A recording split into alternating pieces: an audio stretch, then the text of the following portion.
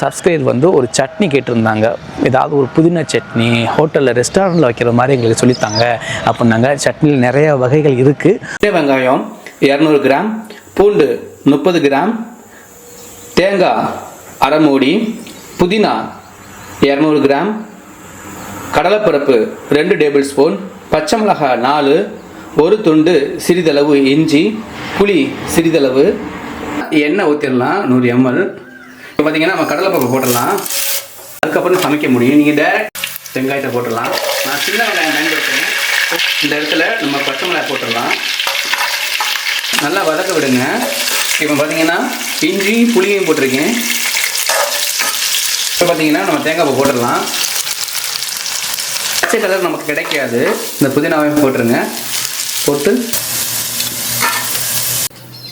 இப்போ பார்த்தீங்கன்னா புதினா சட்னி நமக்கு ரெடி.